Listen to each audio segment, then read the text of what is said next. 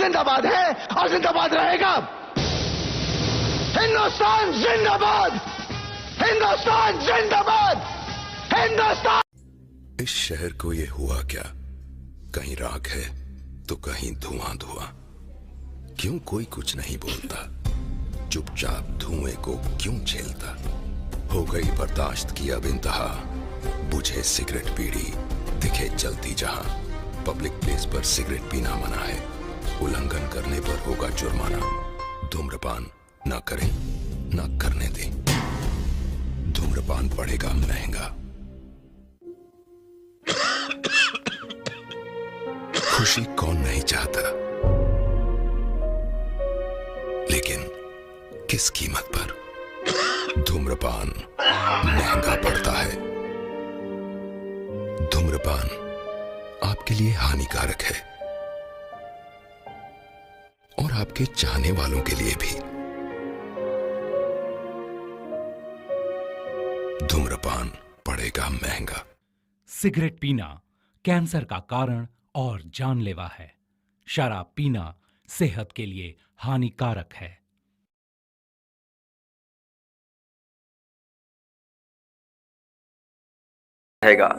या फिर नल उखाड़ने वाला सीन हो। सनी देओल की ब्लॉकबस्टर फिल्म गदर एक प्रेम कथा के लगभग हर सीन पर दर्शकों ने खूब तालियां बजाई।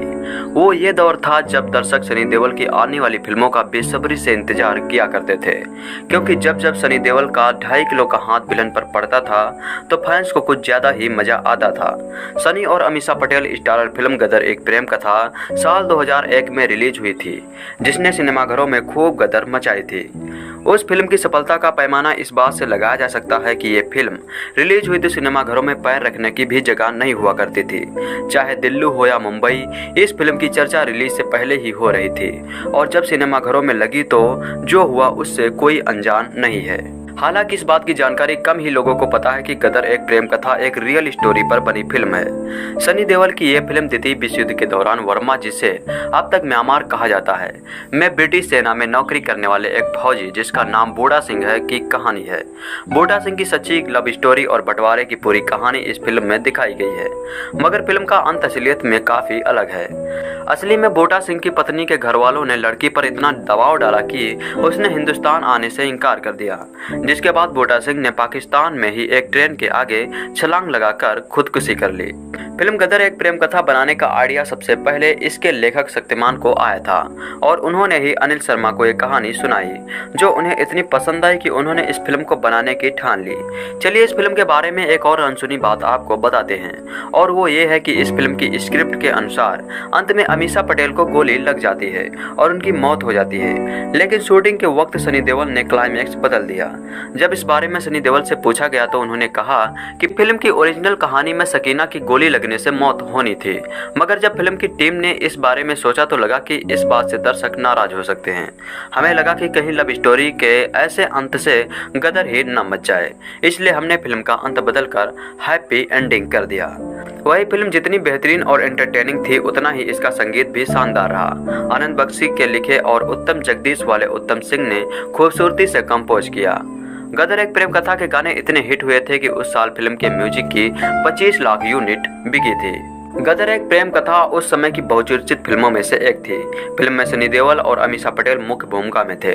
गदर में भारत पाकिस्तान बंटवारे के समय की प्रेम कहानी को दिखाया गया था, जिसे दर्शकों ने काफी पसंद किया था। लेकिन क्या आप जानते हैं कि इस फिल्म की कहानी असली घटना से प्रेरित थी? आइए हम आपको बताते हैं बूढ़ा सिंह की पूरी कहानी। बताया जाता है कि एक दिन बूढ़ा सिंह अपने खेत में काम कर रहा था, तभी उसने देखा कि कुछ लड़के एक लड़की के पीछे पड़े हैं। बिल्कुल फिल्मी अंदाज में वह लड़की दौड़ती भागती बूढ़ा सिंह से मदद मांगती है और बूढ़ा द्वारा मदद करने के साथ ही दोनों की मोहब्बत का सिलसिला चढ़ पड़ता है। दोनों आगे चलकर शादी कर लेते हैं और उन्हें एक बच्ची होती है।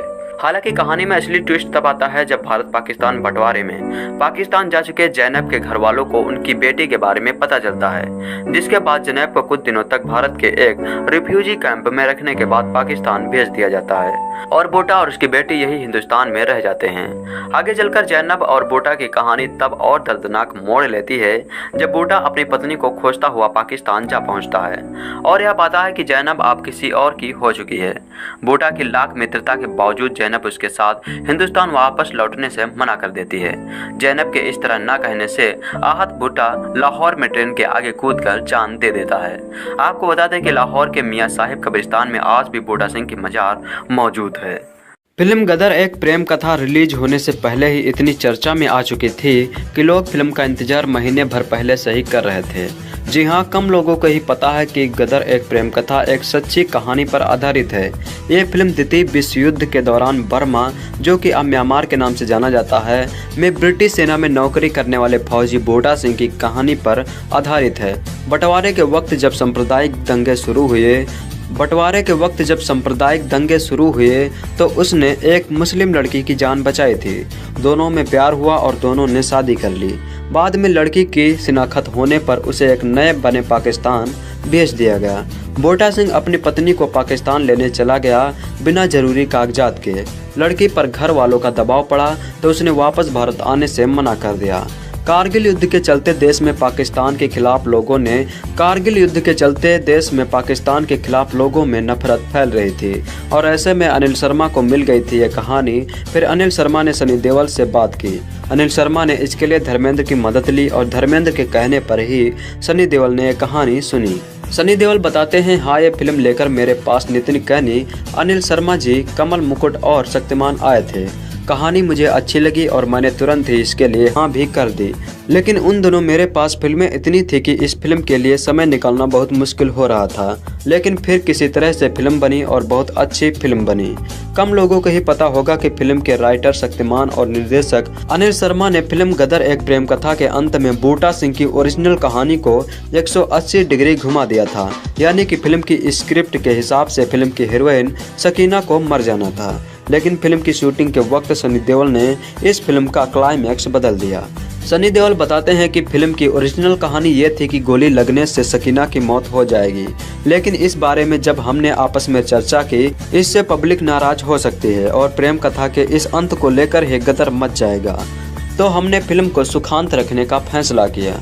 सनी देओल कहते हैं, फिल्म गदर के मेकर्स की तिजोरियां भर गई थी। फिल्म इतनी बड़ी हिट साबित हुई थी कि खुद इसके मेकर्स को इसकी वजह समझ नहीं आ रही थी। लेकिन मेरे लिए फिल्म का इतना ज्यादा कामयाब होना दूसरी तरह की दिक्कतें लेकर आया। कई साल मेरे पास फिल्मों के ऑफर्स आते रहे जिसमें हीरो का किरदार तारा सिंह जैसा ही उनके आसपास का था। लोगों ने मेरा जो रूप रौद्र पर्दे पर देखा, उसने मेरी एक अलग ही छवि बना दी थी। इस छवि से बाहर निकलने में मुझे बहुत कड़ी मेहनत करनी पड़ी, लेकिन आखिरकार मैंने ये करने से भी कामयाबी पाई। फिल्म गदर एक प्रेम कथा का सबसे इमोशनल सीन भी एक लंबे एक्शन सीक्वेंस के बाद आता है, जब तारा सिंह तलवार से अपना हाथ चीरकर सकीना के मांग में सिंदूर भर देता है। अमीषा पटेल का सकीना बेगम के तौर पर चयन होने से पहले निर्देशक अनिल शर्मा ने सैकड़ों लड़कियों का ऑडिशन लिया था। फिल्म की शूटिंग के दौरान अमीषा को काफ़ी मेहनत करनी पड़ी, क्योंकि गदर एक प्रेम कथा एक पीरियड फिल्म थी और अमीषा का किरदार एक मुस्लिम लड़की का था। 6 महीने तक लगातार अमीषा की फिल्म के संवादों के लिए ट्रेनिंग चली थी। साल 2001 में रिलीज हुई फिल्म गदर एक प्रेम कथा उस समय की बहुचर्चित फिल्मों में से एक थी। फिल्म में सनी देओल और अमीषा पटेल मुख्य भूमिकाओं में थे। गदर में भारत पाकिस्तान बंटवारे के समय की प्रेम कहानी को दिखाया गया था, जिसे दर्शकों ने काफ़ी पसंद किया था। लेकिन क्या आप जानते हैं कि इस फिल्म की कहानी असल घटना से प्रेरित थी? जी हाँ, यह कहानी है बूटा सिंह और जैनब की और बात है सन 1947 की। यह वह समय था जब देश के बंटवारे की आग में जल रहा था। बताया जा रहा है कि एक दिन बूटा अपने खेत में काम कर रहा था, तभी उसने देखा कि कुछ लड़के एक लड़की के पीछे पड़े हैं। बिल्कुल फिल्मी अंदाज में वह लड़की दौड़ती भागती बूटा से मदद मांगती है और बूटा द्वारा मदद करने के साथ ही दोनों की मोहब्बत का सिलसिला चल पड़ता है। दोनों आगे चलकर शादी कर लेते हैं और उन्हें एक बच्ची भी होती है। हालांकि कहानी में असली ट्विस्ट तब आता है जब भारत पाकिस्तान बंटवारे में पाकिस्तान जा चुके जैनब के घर वालों को उसकी बेटी के बारे में पता चलता है, जिसके बाद जैनब को कुछ दिनों तक भारत में एक रिफ्यूजी कैंप में रखने के बाद पाकिस्तान भेज दिया जाता है और बूटा और उसकी बेटी यही हिंदुस्तान में रह जाते हैं। आगे चलकर जैनब और बूटा की कहानी तब और दर्दनाक मोड़ लेती है जब बूटा अपनी पत्नी को खोजता हुआ पाकिस्तान जा पहुंचता है और वह पाता है कि जैनब अब किसी और की हो चुकी है। बूटा की लाख मन्नतों के बावजूद जैनब उसके साथ हिंदुस्तान वापस लौटने से मना कर देती है। जैनब के इस तरह न कहने से आहत बूटा लाहौर में ट्रेन के आगे कूदकर जान दे देता है।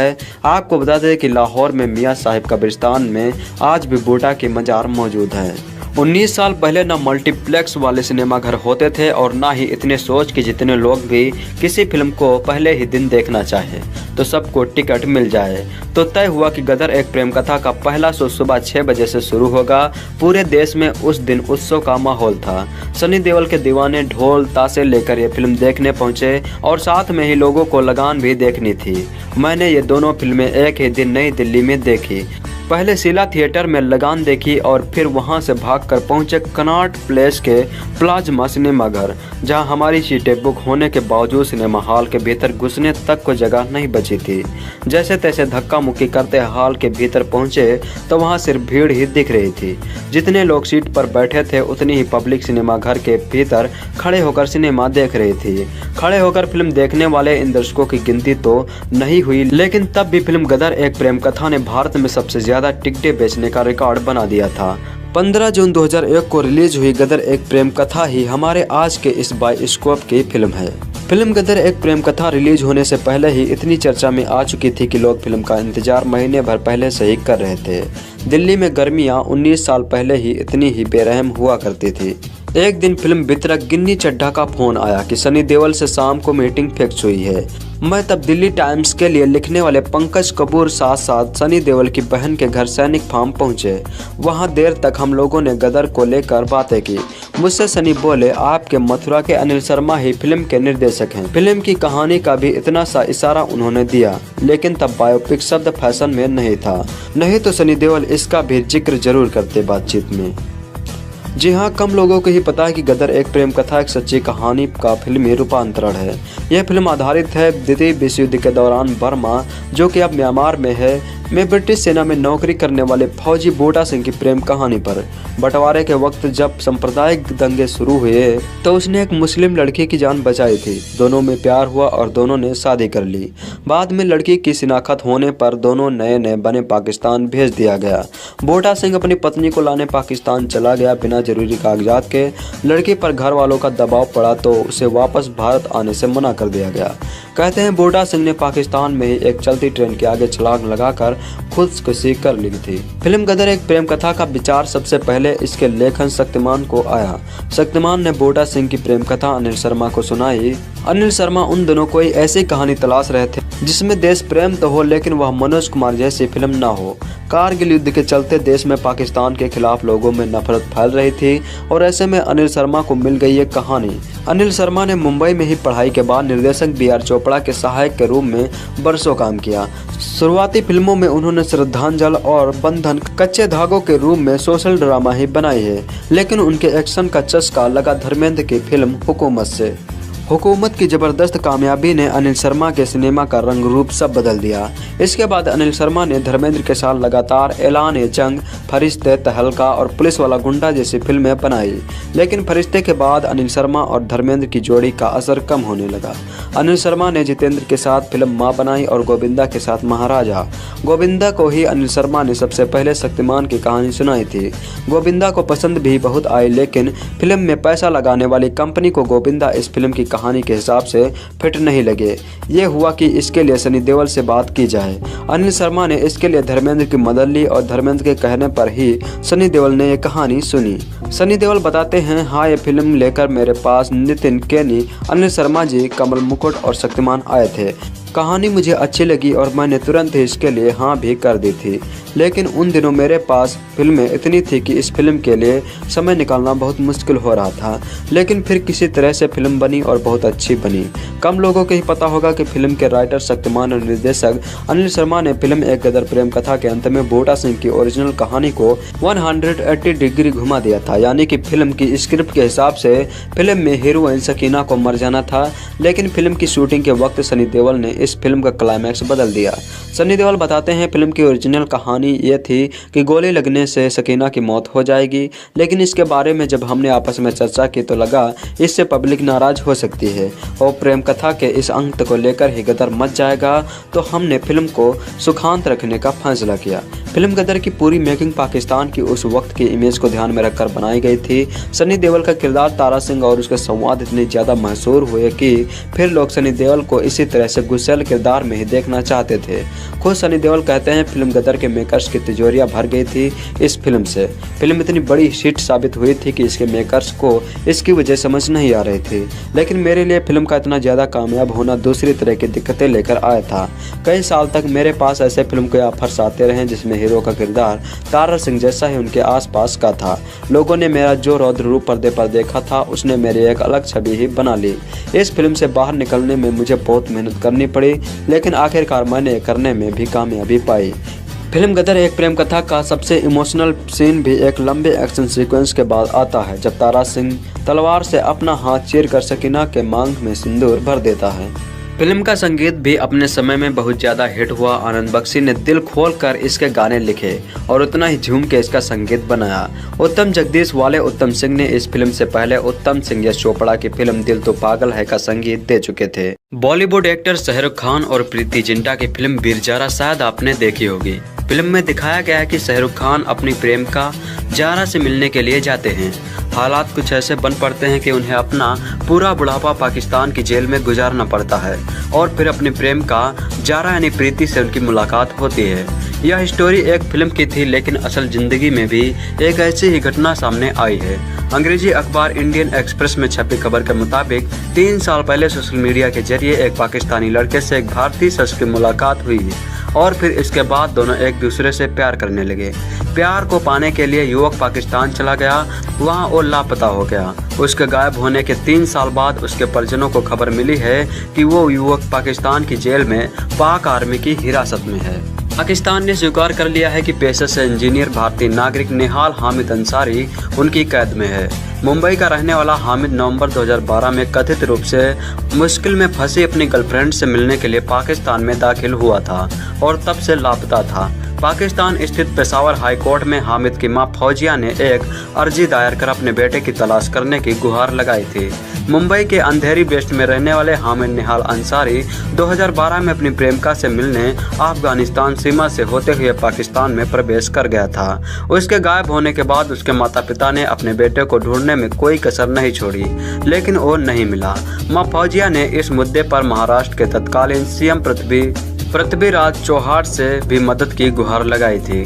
फिर उन्हें एक एक्टिविस्ट ग्रुप ने बताया कि उनका बेटा पाक जेल में बंद है। इसके बाद उनके पिता निहाल अंसारी ने कहा है कि हमारे लिए राहत की खबर है कि वो जिंदा है, लेकिन अब यह साफ नहीं है कि आगे क्या होगा। हम अपने बेटे को जल्द वापस लाना चाहते हैं। Pakistan Bharat people's forum for peace and democracy ने इसके बारे में कहा है कि यह खुशी की बात है कि हामिद अब भी जिंदा है। फोरम के जनरल सेक्रेटरी जतिन देसाई ने बताया कि पाकिस्तान के डिप्टी अटॉर्नी जनरल मुशर्रतुल्लाह खान ने बुधवार को पेशावर हाई कोर्ट में बताया कि हामिद जिंदा है और आर्मी की हिरासत में है। यह जानकारी उन्हें रक्षा मंत्रालय ने दी है। फोरम ने दावा किया है कि हामिद की मदद करने वालों को पाकिस्तान में हर बार निशाना बनाया गया है। हामिद के जिंदा होने की खबर के बाद अब उनके भारत लौटने का इंतजार कर रहे हैं।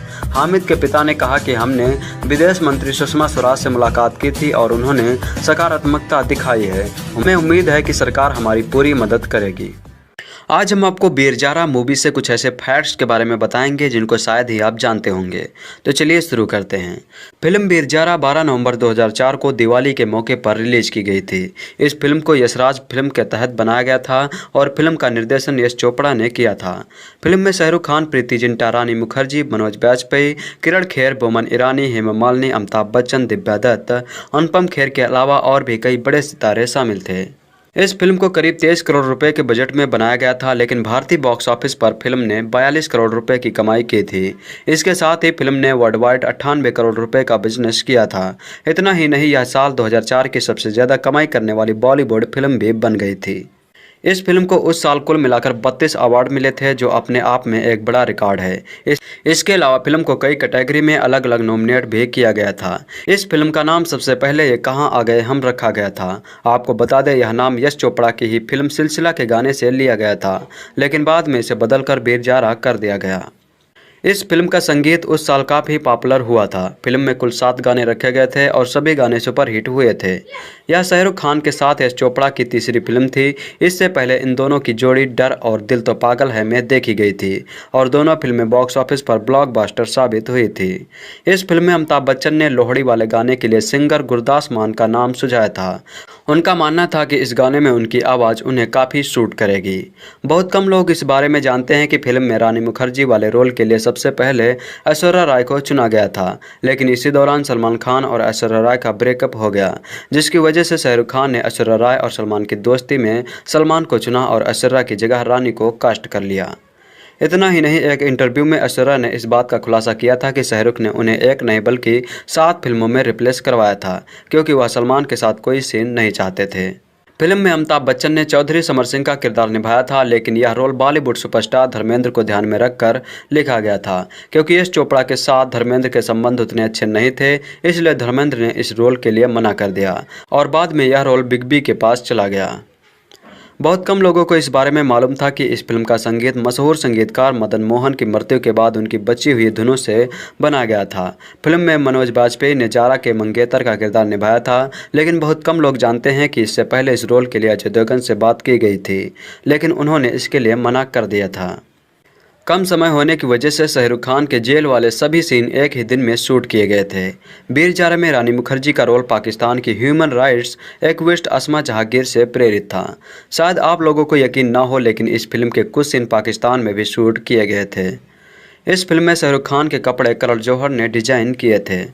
फिल्म में real life couple Anupam Kher और किरण खेर दोनों हैं, लेकिन दोनों का साथ में एक भी सीन नहीं है।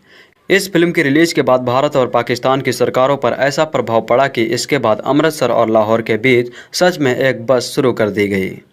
फिल्म के आखिर में कोर्ट रूम में दिखाया गया है कि शाहरुख खान की स्पीच वाला सीन मैं कैदी नंबर 786 सिंगल टेक में ओके कर दिया गया था। करीब 3 मिनट और 35 सेकंड के इस सीन में एक भी रीटेक नहीं लिया गया था। इस फिल्म की कहानी यश चोपड़ा के बेटे आदित्य चोपड़ा ने लिखी थी। इतना ही नहीं, फिल्म का स्क्रीन प्ले भी उन्होंने ही किया था। तो दोस्तों, ये थे वीर जारा मूवी से रिलेटेड कुछ अननोन फैक्ट्स जिनके बारे में शायद ही आप जानते होंगे। दोस्तों, अगर वीडियो पसंद हो तो इसे लाइक ज़रूर करें और ऐसे ही और बॉलीवुड से अपडेट्स पाने के लिए चैनल को सब्सक्राइब करें। Thank you so much. Yash Chopra को बॉलीवुड का रोमांस किंग माना जाता है। प्यार की दास्तानों को उन्होंने जिस अंदाज में पहले पर्दे पर फिल्माया, सभी यश चोपड़ा के मुरीद हो गए। यश जी ने दाग, चांदनी, सिलसिला, दिल तो पागल है जैसी फिल्मों में प्यार और रिलेशनशिप को खूबसूरती से दर्शाया है। 2004 में उनकी फिल्म वीर जारा को भला कौन भूल सकता है। प्यार सरहदों में नहीं सिमटता, ये बात यश चोपड़ा ने इस फिल्म में बताई है। फिल्म ने अपने 14 साल पूरे किए हैं। एक्ट्रेस प्रीति जिंटा ने इस मौके पर यश चोपड़ा को याद करते हुए एक वीडियो शेयर किया है। वीर जारा की लीड एक्ट्रेस रही प्रीति जिंटा ने इंस्टाग्राम पर फिल्म का गाना तेरे लिए शेयर किया है। साथ ही उन्होंने निर्देशक यश चोपड़ा को याद करते हुए कहा, वीर जारा के 14 साल पूरे होने पर यश अंकल को याद करते हुए मैंने अपने आप को बहुत खुदकिस्मत समझती हूँ कि मैं इस इंस्पायरिंग, टाइमलेस और प्यार से भरी फिल्म का हिस्सा बनी। यह दुखद है कि आजकल इस तरह का प्रेम लोगों में नहीं देखने को मिलता है। शाहरुख खान, रानी मुखर्जी और फिल्म की बाकी कास्ट को मेरी तरफ से फिल्म के 14 साल पूरे होने पर ढेर सारी शुभकामनाएं। फिल्म की कहानी भारत में रहने वाले आर्मी लड़के वीर और पाकिस्तान की लड़की जारा की प्रेम कहानी है। फिल्म में दोनों को मिलने और बिछड़ने की कहानी दिखाई गई है। साथ में यह भी दिखाया गया है कि सीमाएं और बंदिशों से निकलकर प्यार अपने मुकाम तक पहुंचने में सफल होता है। फिल्म में शाहरुख खान और प्रीति जिंटा के अलावा रानी मुखर्जी, अमिताभ बच्चन, हेमा मालिनी, मनोज बाजपेयी, बोमन ईरानी, अनुपम खेर, दिव्या दत्त और जोरा सहगल जैसे कलाकार शामिल थे। फिल्म 12 नवंबर 2004 को रिलीज हुई थी। फिल्म ने धमाकेदार कमाई की थी। फिल्म 3 घंटे से भी ज़्यादा लंबी थी। फिल्म के गाने आज भी लोगों के जहान में ताज़ा हैं। गानों के लिरिक्स जावेद अख्तर ने लिखे थे और इसमें संगीत मदन मोहन ने दिया था। शाहरुख खान, रानी मुखर्जी और प्रीति जिंटा स्टारर यश चोपड़ा की romantic film Veer Zaara Hindi cinema की एक ब्लॉकबस्टर फिल्म है। सरहदों से बटे रिश्तों और एहसासों की इस खूबसूरत कहानी को दर्शकों ने हाथों हाथ लिया। फिल्म में इसके कलाकारों के अभिनय और यश चोपड़ा के बेहतरीन निर्देशक के साथ इसके संगीत ने लोगों का मन मोह लिया था। जी हाँ, वीर जारा का संगीत बेमिसाल है। यह संगीत हिंदी सिनेमा में अपनी तरह का अनूठा प्रयोग कर रहा है, क्योंकि ऐसा पहली बार हुआ कि किसी दिवंगत संगीतकार के अतीत में बनाई धुनों को उनके जाने के बाद किसी फिल्म में ओरिजिनल संगीत में शामिल किया गया। स्वर्गीय मदन मोहन के इस संगीत ने फिल्म को सफल बनाने में सबसे बड़ा योगदान दिया। उन्हें पता है कि फिल्म का तेरे लिए गाना उन्हें इतना पसंद था कि उन्होंने इसे आखिरी सांस तक अपनी रिंगटोन बनाए रखा। यश चोपड़ा इस फिल्म में गुजरे जमाने के संगीत का इस्तेमाल करना चाहते थे और इसके लिए उन्होंने अलग अलग संगीतकारों के साथ लंबी बैठकें भी की, लेकिन काम नहीं बना। संयोग की बात है कि उस समय यशराज फिल्म्स में बतौर सीईओ काम कर रहे मदन मोहन के बेटे संजीव कोहली ने इस चीज से जिक्र किया कि उनके स्वर्गीय पिता कुछ अनछुई धुनें छोड़ गए हैं और उनकी विरासत को घर वालों ने बहुत संभाल कर रखा है। यश चोपड़ा और आदित्य चोपड़ा ने उनके धुनों को सुना और तुरंत फैसला कर लिया कि वीर जारा में उस्ताद मदन मोहन का संगीत ही इस्तेमाल किया जाएगा। अपनी पुस्तक Veer Zaara the mayors of the love legend में साहनी कोहली लिखते हैं, वीर जारा मेरा सपना सच होने जैसा था, एक ऐसा सपना जिसके बारे में मैंने कभी सोचा नहीं था कि यह कभी हकीकत में बदलेगा। जब मेरे पिता संगीतकार स्वर्गीय मदन मोहन 1975 में गुजरे तब उनकी उम्र 51 साल की थी। जब जमाना उनको महान संगीतकार मानता था, लेकिन बड़े बैनर, बड़े सितारों वाली फिल्में और लोकप्रिय अवार्ड्स उनकी झोली में कभी नहीं आए। दरअसल यह हकीकत उनके दिल में तीर की तरह चुभती रही थी। उनके टेप सुरक्षित रख दिए गए थे, हालांकि पिछले कुछ सालों से वे क्षतिग्रस्त होते जा रहे थे और तकनीकी विकास को देखते हुए वे जल्द ही बेकार हो जाते हैं। सालों के बाद उन्होंने कोई फिल्म निर्देशित करने का फैसला किया है, लेकिन यह एक ऐसी फिल्म है जिसमें गुजरे जमाने के म्यूजिक की जरूरत पड़ेगी। एक ऐसा संगीत जो आजकल घुस आए पश्चिमी प्रभाव से पूरी तरह मुक्त हो। मेरे मुंह से सहज ही यह निकल गया कि मेरे पास गुजरे जमाने की मडोली, और उन्होंने काफ़ी आश्चर्य जाहिर किया कि इससे पहले मैंने कभी इस बात का जिक्र नहीं किया था। उनके बेटे आदित्य चोपड़ा इस नई फिल्म की स्क्रिप्ट लिख रहे थे। आदि वर्तमान में जीने वाले व्यक्ति और उन्हें कमर्शियल रूप से स्वीकार किए जाने वाले गानों की जरूरत थी। केवल एस जी की आदि को ही पता था कि उन्हें क्या चाहिए। चुनिंदा अनसुनी धुनें अपने कंपोज किए जाने के करीब 50 साल बाद रिकॉर्ड की गई। ऐसा पहले कभी नहीं हुआ था और बिलबोर्ड मैगजीन ने इसके महत्व के बारे में विस्तार से लिखा। उस वक्त सॉन्ग ऑफ द ईयर बन जाने वाला तेरे लिए गीत की धुन 1975 की फिल्म मौसम के गाने दिल ढोड़ता है कि एक किनारे रख दी गई धुन पर आधारित थी। 1981 में यश चोपड़ा की सिलसिला से बतौर गीतकार अपना डेब्यू करने वाले जावेद अख्तर ने लगभग 2 दशक बाद यश चोपड़ा के साथ दोबारा काम किया। उस वक्त लता मंगेशकर की उम्र 75 साल हो गई थी, लेकिन इन गातों को लता की आवाज़ मिलना उतने ही उचित और उपयुक्त था, क्योंकि मूल रूप से मदन मोहन ने ये धुनें दशकों पहले अपनी पसंदीदा गायक लता मंगेशकर के लिए ही कंपोज किए थे।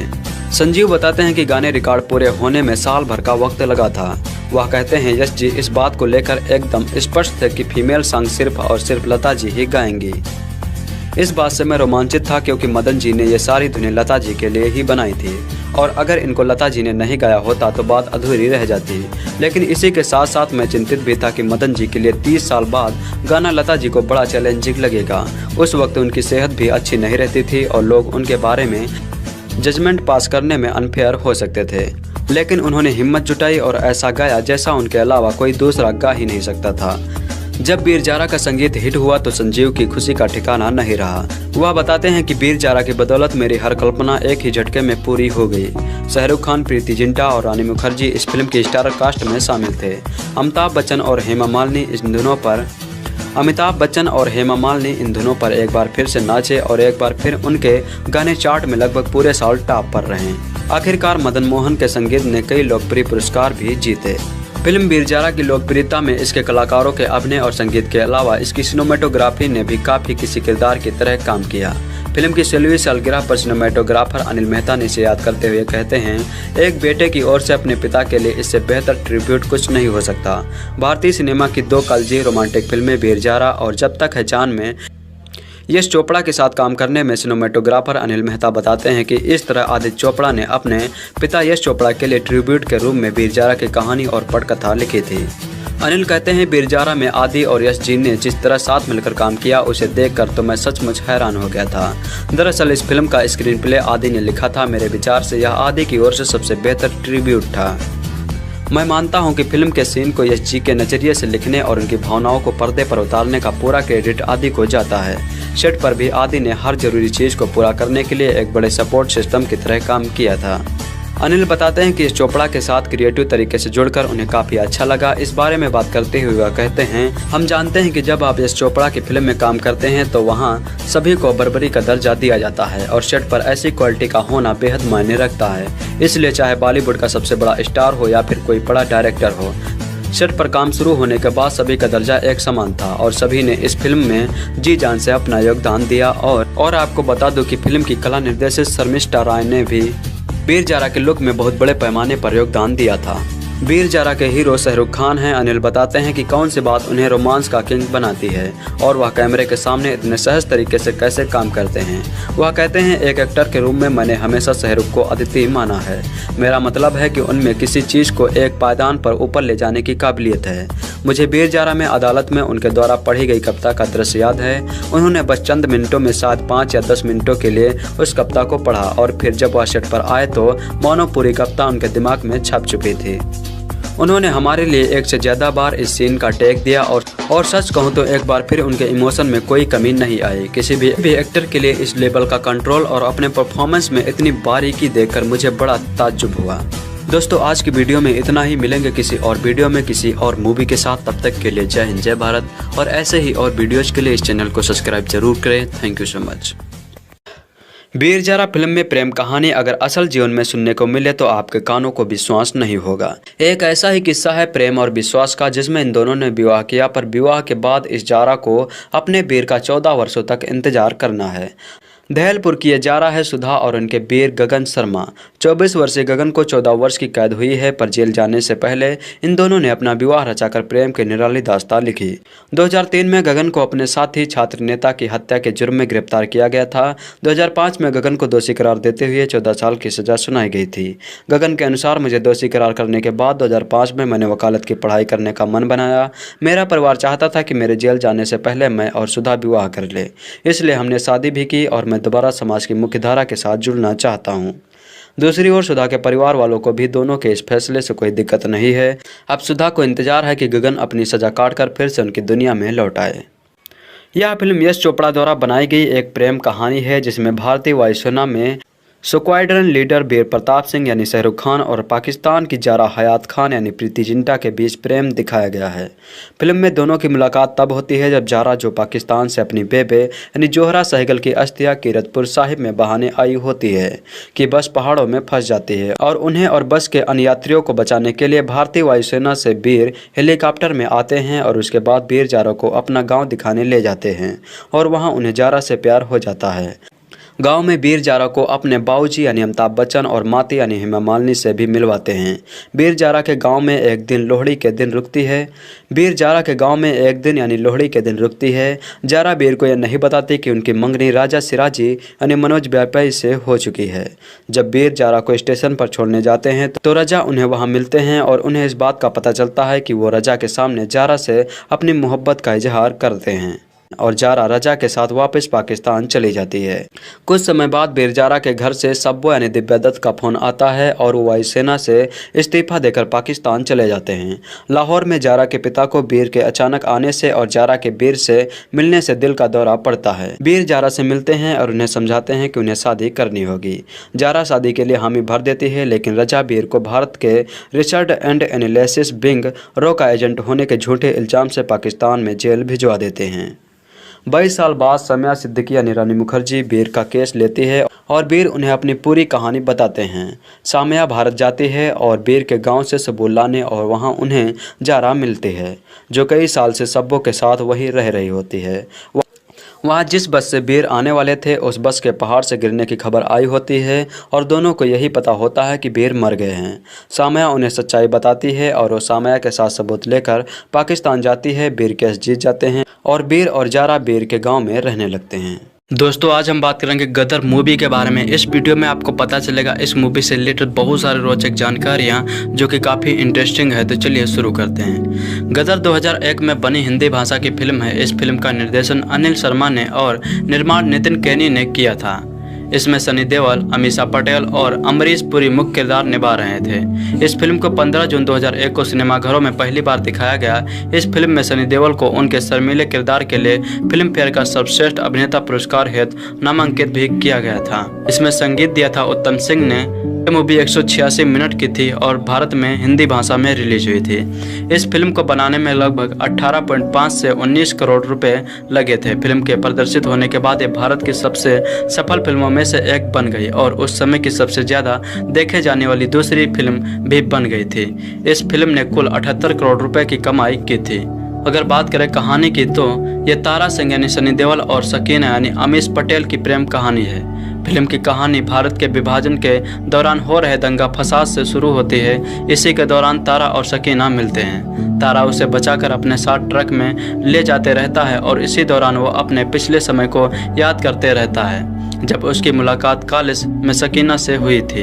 तारा और सकीना की पहली मुलाकात सकीना के कॉलेज में हुई थी।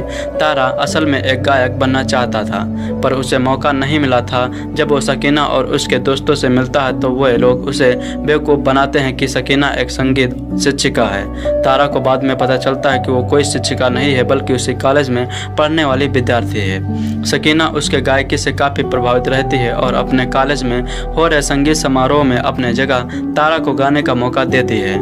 तारा के गाने से सभी प्रभावित होते हैं। सकीना अपनी पढ़ाई पूरी करने के बाद तारा को अलविदा कह के अपने घर चली जाती है।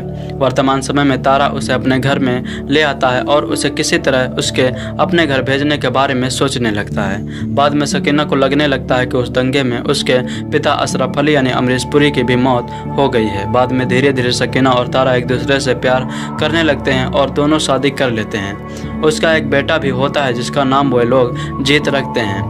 उनका जीवन काफ़ी अच्छा चलते रहता है कि तभी एक दिन सकीना की नज़र के पुराने अखबार पर पड़ती है जिसमें उसके पिता होते हैं जिसे वह मरा हुआ समझ रही थी वो अब भी जिंदा हैं। वह अपने पिता से मिलने के लिए दिल्ली में स्थित पाकिस्तानी दूतावास से कॉल करते हैं और वो उनके लाहौर आने के लिए विमान का इंतजाम करता है। हालांकि तारा और उनका बेटा भी साथ में जाने वाले होते हैं लेकिन वीज़ा की परेशानी के कारण सिर्फ सकीना ही जाती है। वहां जाने के बाद जब सकीना वापस आने की बात कहती है तो उसके माता पिता मना कर देते हैं जिससे सकीना का दिल टूट जाता है। सकीना के पिता उसकी जबरन दूसरी शादी करने की कोशिश करते हैं। इसी बीच तारा और उसका बेटा पाकिस्तान में गैरकानूनी रूप से अंदर आ जाते हैं। उन्हें पता चलता है कि सकीना की शादी होने वाली है। वे लोग उस जगह पर आ जाते हैं और एक दूसरे से मिल जाते हैं। सकीना के पिता उसके सामने 2 शर्त रखते हैं कि उसे पाकिस्तान की नागरिकता लेनी होगी और इस्लाम में परिवर्तित होना पड़ेगा। अशरफ को लगता रहता है कि तारा कभी इन दोनों शर्तों को नहीं मानेगा पर अगले दिन वह दोनों शर्त मान लेता है। उसके बाद वो तारा से अपने देश का अपमान करने को कहता है ताकि पता चल सके कि वह सच्चा पाकिस्तानी है या नहीं। तारा इससे गुस्से में आ जाता है और अशरफ द्वारा नियुक्त किए हुए हमलावर में उसे मारने वाला होता है उसे मार देता है। वह तीनों उस जगह से भाग जाते हैं और एक जगह छुप जाते हैं। उन तीनों को ट्रेन मिल जाती है जो भारत जाने वाली होती है। वे लोग उसी ट्रेन में बैठकर जाते हैं। जब अशरफ को ये बात पता चलती है तो कुछ लोगों के साथ उन्हें रोकने आ जाता है। इसी दौरान सकीना को उसके पिता की गोली लग जाती है। अस्पताल में सकीना कोमा में चली जाती है। जब उसे वापस होश आता है तो फिल्म में दिखाया जाता है कि अशरफ अपने नाती और तारा को स्वीकार कर लेता है और वो लोग वापस भारत लौट जाते हैं। अगर बात करें संगीत की तो सभी संगीत आनंद बख्शी द्वारा लिखित हैं और सारा संगीत उत्तम सिंह द्वारा रचित है। इसमें पहला सॉन्ग था मन निकला गड्ढे लेके जिसके गायक थे उदित नारायण। दूसरा सॉन्ग था उड़ जा काले कौवा जिसे गाया था उदित नारायण ने। तीसरा सॉन्ग था आन मिलो सजना जिसे गाया था आजाद चक्रवर्ती और परवीन सुल्तान ने। चौथा सॉन्ग था मुसाफिर जाने वाले जिसे गाया था उदित नारायण और प्रीति उत्तम सिंह ने। पांचवा सॉन्ग था पारंपरिक शादी गीत जिसे गाया था प्रीति उत्तम सिंह ने। छठा सॉन्ग था उड़ जा काले कौवे शादी में जो कि था इसे गाया था उदित नारायण और अलका याग्निक ने। हम जुदा हो गए जिसे गाया था प्रीति सिंह और उदित नारायण ने। इस तरह कुल साउंड ट्रैक जो था वो था 38 मिनट 15 सेकंड का। अगर बात करें पुरस्कार और नामांकन की, film fair special performance award Amisha Patel को दिया गया था। संसोई सर्वश्रेष्ठ अभिनेत्री पुरस्कार अमीषा पटेल को दिया गया था। वार्षिक फिल्म गोल्ड अवार्ड सर्वश्रेष्ठ अभिनेत्री अमीषा पटेल को दिया गया था। संसोई सर्वश्रेष्ठ अभिनेता पुरस्कार सनी देओल को दिया गया था। उत्कृष्ट प्रदर्शन के लिए जी सिने विशेष पुरस्कार पुरुष सनी देओल को दिया गया था। स्टार स्क्रीन अवार्ड सर्वश्रेष्ठ अभिनेता सनी देओल को मनोनीत किया गया था। फिल्म फेयर सर्वश्रेष्ठ पुरस्कार नीति केनी को दिया गया था। फिल्म फेयर सर्वश्रेष्ठ अभिनेता पुरस्कार सनी देओल को दिया गया था। फिल्म फेयर सर्वश्रेष्ठ अभिनेत्री पुरस्कार अमीषा पटेल को दिया गया था।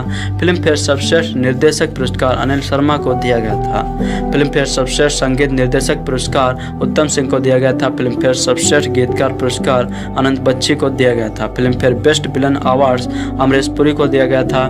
फिल्म फेयर सर्वश्रेष्ठ पुरुष ब्लैक पुरस्कार उदित नारायण को दिया गया था। IIFA सर्वश्रेष्ठ निर्देशक पुरस्कार अनिल शर्मा को दिया गया था। IIF सर्वश्रेष्ठ अभिनेत्री पुरस्कार अमीषा पटेल को दिया गया था। IIF सर्वश्रेष्ठ अभिनेता पुरस्कार सनी देओल को दिया गया था। स्टार स्क्रीन सर्वश्रेष्ठ फिल्म पुरस्कार नितिन केनी को दिया गया था। इसी तरह बहुत सारे अवार्ड इस मूवी ने जीते थे। फिल्म गदर एक प्रेम कथा रिलीज होने से पहले इतनी चर्चा में आ चुकी थी कि लोग फिल्म का इंतजार महीने भर पहले से कर रहे थे। जी हाँ, कम लोगों को ही पता है कि गदर एक प्रेम कथा एक सच्ची कहानी पर आधारित थी। यह फिल्म द्वितीय विश्व युद्ध के दौरान वर्मा यानी अब म्यांमार में ब्रिटिश सेना में नौकरी करने वाले फौजी बूटा सिंह की प्रेम कहानी पर बंटवारे के वक्त जब सांप्रदायिक दंगे शुरू हुए तो उसने एक मुस्लिम लड़की की जान बचाई थी। दोनों में प्यार हुआ और दोनों ने शादी कर ली। बाद में लड़की की निशा खत्म होने पर उसे नए बने पाकिस्तान भेज दिया जाता है। बूटा सिंह अपनी पत्नी को लाने पाकिस्तान चला जाता है। बिना जरूरी कागजात के लड़की पर घर वालों का दबाव पड़ता है। उसे वापस भारत आने से मना कर दिया जाता है। कारगिल युद्ध के चलते देश में पाकिस्तान के खिलाफ लोगों में नफरत फैला रही थी। ऐसे में अनिल शर्मा को मिल गई ये कहानी। फिर अनिल शर्मा ने सनी देओल से बात की। अनिल शर्मा ने इसके लिए धर्मेंद्र की मदद ली और धर्मेंद्र के कहने पर ही सनी देओल ने यह कहानी सुनी थी। सनी देओल बताते हैं कि हाँ, ये फिल्म लेकर मेरे पास नितिन कैनी, अनिल शर्मा जी, कमल, मुकुट और शक्तिमान आए थे। कहानी मुझे अच्छी लगी और मैंने तुरंत ही इसके लिए हाँ भी कर दी थी। लेकिन उन दिनों मेरे पास फिल्में इतनी थी कि इस फिल्म के लिए इतना समय निकालना बहुत मुश्किल हो रहा था। लेकिन फिर किसी तरह फिल्म बनी और बहुत ही अच्छी फिल्म बनी थी। कम लोगों को ही पता होगा कि फिल्म के राइटर शक्तिमान और निर्देशक अनिल शर्मा ने फिल्म गदर एक प्रेम कथा के अंत में बूटा सिंह की ओरिजिनल कहानी को 180 डिग्री घुमा दिया था।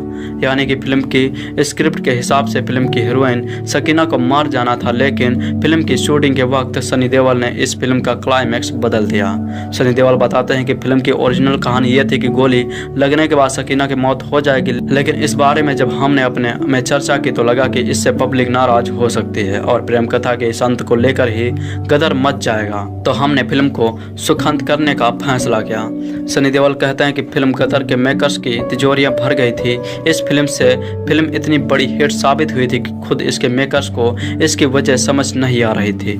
लेकिन मेरे लिए फिल्म का इतना ज़्यादा कामयाब होना दूसरी तरह की दिक्कतें लेकर नजर आया था। कई साल तक मेरे पास ऐसे फिल्मों के ऑफर्स आते रहे जिससे हीरो का किरदार तारा सिंह जैसा ही या उसके आसपास का था। लोगों ने मेरा जो रौद्र रूप पर्दे पर देखा उसने मेरी एक अलग छप बना ली थी।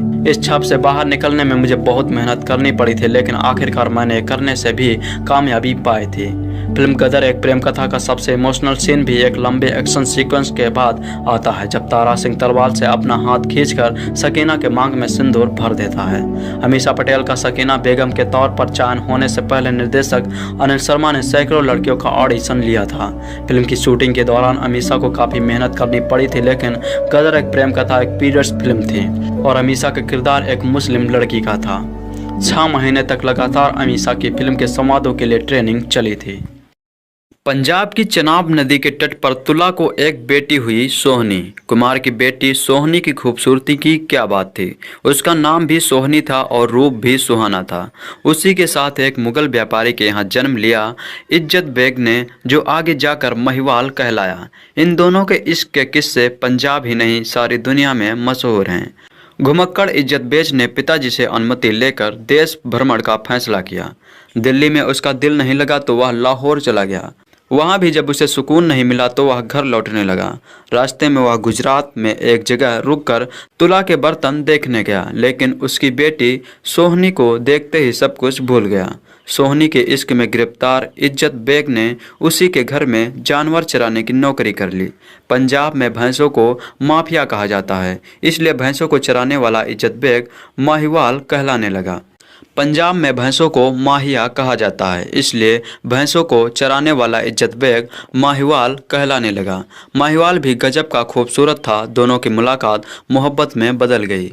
जब सोहनी की माँ को यह बात पता चली तो वह उसने सोहनी को फटकारा। जब सोहनी की माँ को यह बात पता चली तो उसने सोहनी को फटकारा। तब सोहनी ने बताया कि किस तरह उसके प्यार में व्यापारी महिवाल भैंस चराने वाला बना। उसने यह भी चेतावनी दी कि यदि उसे महिवाल नहीं मिला तो वह जान दे देगी। सोहनी की माँ ने महिवाल को अपने घर से निकाल दिया। महिवाल जंगल में जाकर सोहनी का नाम ले लेकर रोने लगा। उधर सोहनी भी महिवाल के इश्क में दीवानी थी। उसकी शादी किसी और से कर दी गई, लेकिन सोहनी ने उसे कबूल नहीं किया। उधर माहिवाल ने अपने खूने दिल से लिखा खत सोहनी को भिजवाया। खत पढ़कर सोहनी ने जवाब दिया कि मैं तुम्हारी थी और तुम्हारी ही रहूंगी। जवाब पाकर महिवाल ने साधु का भेष बनाया और सोहनी से जा मिला। दोनों की मुलाकात होने लगी। सोहनी मिट्टी के घड़े से तैरती हुई चनाब के एक किनारे से दूसरे किनारे आती है और दोनों घंटों प्रेम मग्न होकर बैठे रहते हैं। इसकी भनक जब सोहनी की भाभी को लगी तो उसने सोहनी का पक्का घड़ा बदलकर मिट्टी का कच्चा घड़ा रख दिया। सोहनी को पता चल गया कि उसका घड़ा बदल गया है, फिर भी वह अपने प्रियजन से मिलने की झलक में वह कच्चा घड़ा लेकर चनाब में कूद पड़ी। कच्चा घड़ा टूट गया और वह पानी में डूब गई। दूसरे किनारे पर पैर लटकाए महिवाल सोहनी का इंतजार कर रहा था। जब सोहनी का मुर्दा जिस्म उसके पैरों से टकराया, उसकी प्रियतमा की ऐसी हालत देखकर महिवाल पागल हो गया। उसने सोहनी के जिस्म को अपनी बाहों में थामा और चनाब की लहरों में गुम हो गया। सुबह जब मछुआरों ने अपना जाल डाला तो उन्होंने अपने जाल में सोहनी महिवाल के अवध जिस्म मिले जो मरकर भी एक हो गए थे। गांव वालों ने उनकी मोहब्बत में एक यादगार स्मारक बनाया जिसे मुसलमान मजार और हिंदू समाधि कहते हैं। क्या फ़र्क पड़ता है, मोहब्बत का कोई मजहब नहीं होता। आज सोहनी और महिवाल भले ही हमारे बीच ना हों, लेकिन जिंदा है उनकी अमर मोहब्बत। कहानी की हीरोइन सोहनी नाखुशी से उस इंसान से शादी कर लेती है जिसे वह नहीं चाहती थी। इसलिए वह हर रात मिट्टी के बर्तन के सहारे नदी पर तैरती है जहां उसका प्रिय भैंसों के झुंड को चरा रहा था। लेकिन एक रात उसकी भाभी ने मिट्टी कर बर्तन को पानी में घुलने वाले बर्तन में बदल दिया और जब सोहनी उस रात तैरने गई तब वह बर्तन पानी में घुल गया और महिवाल उसमें डूबकर मर गई। यह कहानी हमें साहस जो रिसालों और सिंध की मुख्य 7 प्रसिद्ध दुखद प्रेम कहानियों में भी शामिल है। 18वीं शताब्दी में मुगल के बाद का समय एक सुंदर कन्या सोहनी का जन्म तुल्ला नाम के कुम्हार के घर हुआ। वह कुम्हार जाति के थे और गुजरात पंजाब में रहते थे। उस समय गुजरात की चिनाब नदी बखरा और दिल्ली के व्यापारी रास्ते के बीच में आ जाती थी जहां मुसाफिरों का कारवां रुकता था। जैसे जैसे मिट्टी के घड़े उनके पास आते थे वैसे वैसे सोहनी उन पर सुंदर सुंदर कलाकृतियां निकालती थी और उन्हें बेचने के लिए तैयार रहती थी।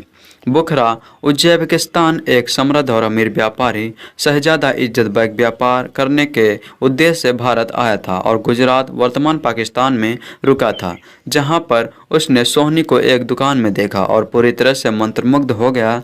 इसके बाद केवल सोहनी की एक झलक पाने के लिए वह रोज सोहनी द्वारा सजाए गए मटके खरीदने आया करता था।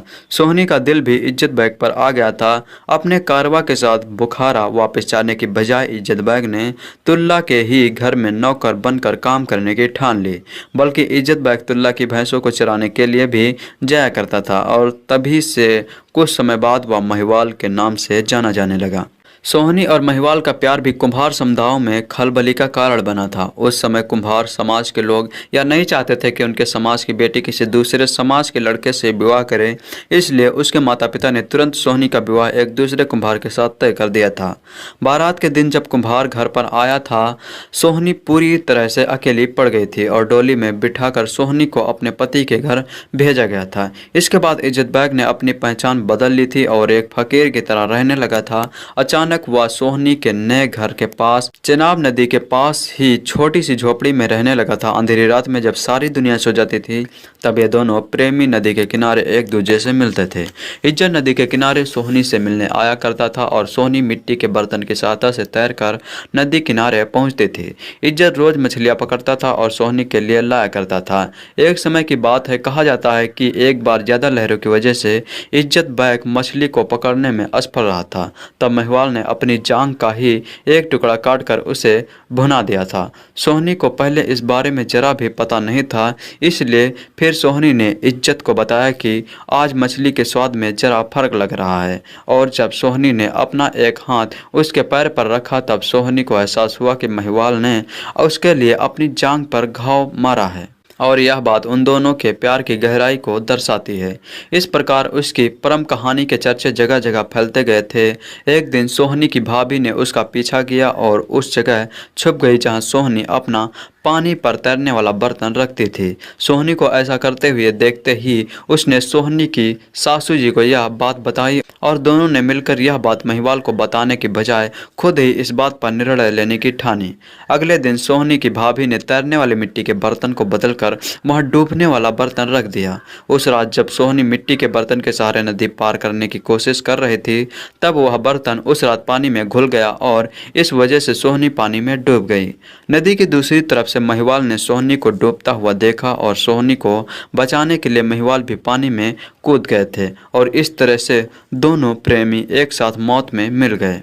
इस कहानी का थोड़ा सा अलग रूप हमें इसके सिंध वर्जन में देखने को मिलता है, जहां माना गया है कि सोहनी जाट समुदाय से रिश्ता रखते थे और इंडस नदी के पश्चिमी तट पर रहते थे। कहा जाता है कि सोहनी और मेहर के प्यार की शुरुआत तब हुई थी जब वह एक विवाह समारोह में मेहर ने सोहनी को दूध पिलाया था। जानकारों के अनुसार पाकिस्तान के हैदराबाद से 75 किलोमीटर दूर सिंध के शहदपुर में इंडस नदी के किनारे से सोहनी और महिवाल के शवों को निकाला गया था और बाद में सोहनी की कब्र को सदयपुर में शाहपुर चाकर रोड पर बनवाया गया था, जिसे लाखों प्रेमी युगल हर साल देखने के लिए आते हैं। सोहनी महिवाल की प्रसिद्ध प्रेम कहानी को फजल शाह सैयद ने पंजाबी कविता बनाकर भी समझने की कोशिश की है। इसके साथ ही उन्होंने हीर रांझा लैला मजनू और दूसरे प्रसिद्ध प्रेमी युगलों पर भी कविताएं बनाई है। सोहनी महिवाल की तर्ज पर वर्तमान में बहुत से गाने भी बने हैं, जिनमें पठानी खान का प्रसिद्ध गाना सोहनी गहरे नू मेनू यार मिला गदैया भी शामिल है। इसके बाद आलम लोहार ने अपने गानों के माध्यम से सोहनी महिवाल की प्रेम कथा को बताया और वह ऐसे पहले गायक भी बने जिन्होंने गानों के माध्यम से उसकी प्रेम कहानी को लोगों के सामने रखा। पाकिस्तानी पॉप बैंड नूरी का गाना दोबारा फिर से असल में सोहनी महिवाल की प्रेम कहानी पर ही आधारित है। प्रसिद्ध आर्टिस्ट शोभा सिंह द्वारा सोहनी महिवाल की बहुत सी तस्वीरें पेंटिंग्स भी बनाई गई हैं। पंजाब राज्य में हमें सोहनी महिवाल की कहानियों के फोक वर्जन भी दिखाई देते हैं। 4 हिंदी फिल्म वर्जन जिनका नाम सोहनी महिवाल की कहानी के आधार पर रखा गया है। 1933 में गौहर नरकटी, मास्टर चेनार शिवरानी और मास्टर क्रांत। दोस्तों आज हम बात करेंगे राइट या रॉन्ग मूवी के बारे में। इस वीडियो में आपको पता चलेगा इस मूवी से रिलेटेड बेहतरीन फैक्ट्स और इसकी स्टोरी। तो आप वीडियो पूरा देखिए और हमारे चैनल को सब्सक्राइब जरूर कीजिए ऐसे अपडेट्स पाने के लिए। तो चलिए शुरू करते हैं। कई बार ज़्यादा उम्मीदों के साथ फिल्म देखी जाए तो पसंद नहीं आती। उसी तरह कई फिल्में तब अच्छी लगती हैं जब उम्मीद कम हो। राइट या रॉन्ग इसी कैटेगरी में आती है। फिल्म पर थोड़ी मेहनत की जाती तो यह एक बेहतरीन फिल्म बन सकती थी, लेकिन इसके बावजूद यह निराश नहीं करती। कहानी है अजय यानी सनी देओल की, जो पुलिस ऑफिसर है। वह अपनी पत्नी यानी ईशा को पिक कर और बेटे के साथ खुशहाल जिंदगी जी रहा है। अजय को गोली लग जाती है और शरीर का निचला हिस्सा लकवे का शिकार हो जाता है। व्हील चेयर पर बैठकर अजय जीना नहीं चाहता। वह अपनी पत्नी और भाई को कहता है कि वो उसे मार दे। वह एक प्लान बनाता है जिससे लगता है कि उसकी मौत एक हादसे में हुई है। इसके बाद कहानी में ज़बरदस्त घुमाव आता है। नीरज पाठक द्वारा निर्देशित इस फिल्म की शुरुआत की कुछ रील्स बेहद बोर और उबाऊ हैं। समझ में ही नहीं आता कि वे क्या दिखाना चाहते हैं। इस हिस्से में कुछ गानों को भी बेवजह ठूंसा गया है जिनका कोई मतलब नहीं है। कुछ सीन सनी और इरफान के बीच शादी को लेकर बातचीत बड़े बोरिंग हैं। फिल्म में पकड़ तब आती है जब सनी देओल अपने आप को मारने का प्लान बनाते हैं। इसके बाद चौंकाने वाले घटनाक्रम घटते हैं और फिल्म एक थ्रिलर में बदल जाती है। अपराधी सामने है और पुलिस उसके खिलाफ सबूत ढूंढ रही है। चूहे और बिल्ली का खेल शुरू हो जाता है। इस हिस्से में इरफान के रोल को भी इम्पोर्टेंस दिया गया है और ये भी एक कारण है कि फिल्म में रुचि पैदा होती है। नीरज पाठक ने फिल्म को लिखा भी है। उनके लेखन में कुछ छोटी मोटी कमियां भी हैं जिनकी चर्चा यहाँ करने से फिल्म का सस्पेंस खुल सकता है। अगर वह फिल्म के मध्यांतर के पूर्व हिस्से को भी बेहतर लिख लेते तो यह एक उम्दा फिल्म बन सकती थी। सनी देओल के अभिनय का स्तर एक जैसा नहीं रहा। कुछ दृश्य उन्होंने बेमन से किए मानो उन्हें कोई रुचि ही नहीं है। बैक प्रॉब्लम के कारण वे एक्सरसाइज नहीं कर पा रहे हैं और थुलथुले हो गए हैं। लूज शर्ट टी शर्ट पहनकर उन्होंने मोटापे को छिपाने की कोशिश की थी। इरफान खान सशक्त तरीके से अपनी उपस्थिति दर्ज कराते हैं और उन्हें ज़्यादा मौके दिए जाने थे। कोंकड़ा सेन जो रोल निभाया है वो उनके लायक नहीं था। सनी और उनके रिश्ते को भी ठीक से परिभाषित नहीं किया गया है। ईशा कोप्पिकर और अन्य कलाकारों का अभिनय औसत है। फिल्म के म्यूजिक के बारे में बात करना बेकार है। बैकग्राउंड म्यूजिक और सिनेमेटोग्राफी औसत है। आइए जानते हैं राइट है या रॉन्ग की फुल स्टोरी। अजय श्रीधर यानी सनी देओल और विनय पटनायक यानी इरफान खान दोनों ही अच्छे दोस्त रहते हैं। दोनों पुलिस में रहते हैं और साथ में अपराधियों को पकड़ते हैं।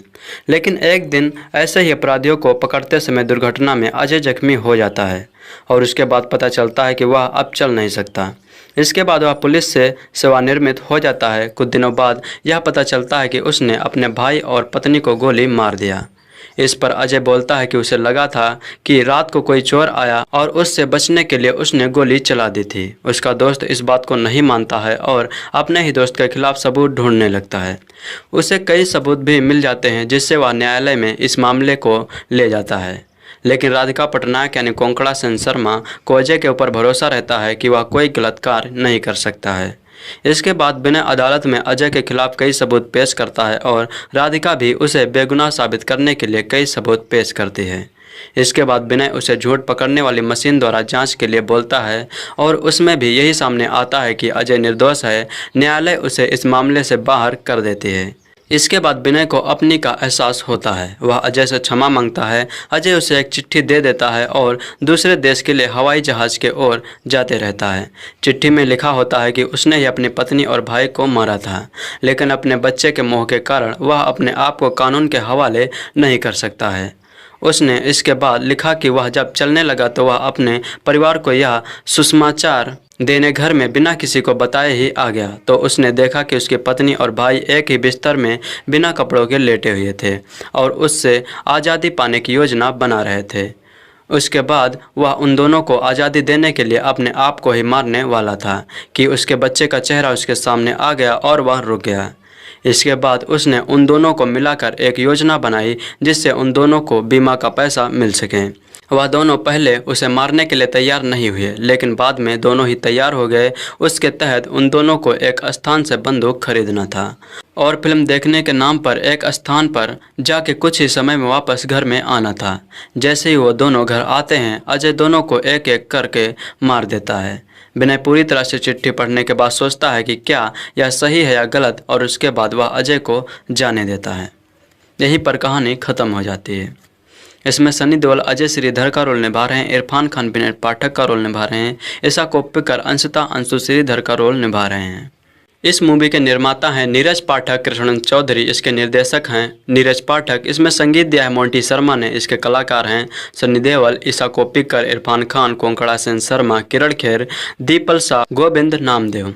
राइट और रॉन्ग की कहानी दो पुलिस वालों अजय सिंह यानी सनी देओल और एसीपी राड यानी इरफान खान के इर्द गिर्द घूमती है। दोनों के बीच तीव्र प्रतिद्वंद्विता है जो उनके बीच वर्चस्व की लड़ाई आरंभ कर देती है। अजय की पत्नी ईशा कोप्पिकर की हत्या हो जाती है। शक की सुई अजय की ओर इशारा करती है और उसकी मुसीबत तब और बढ़ जाती है जब मामले की जांच का जिम्मा राड़े को सौंपा जाता है। विद्या यानी कोंकणा सेन शर्मा राड़े की छोटी बहन है और मुसीबत में फंसे अजय की मदद करने वाली एकमात्र शख्स है। अजय और राड़े की लड़ाई तेज हो जाती है।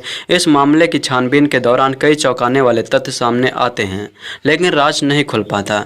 यह खेल दिमाग से खेला जा रहा है। तेजी से भागती इस थ्रिलर फिल्म में क्या राइट है और क्या रॉन्ग, इसका फैसला दर्शकों को करना होगा।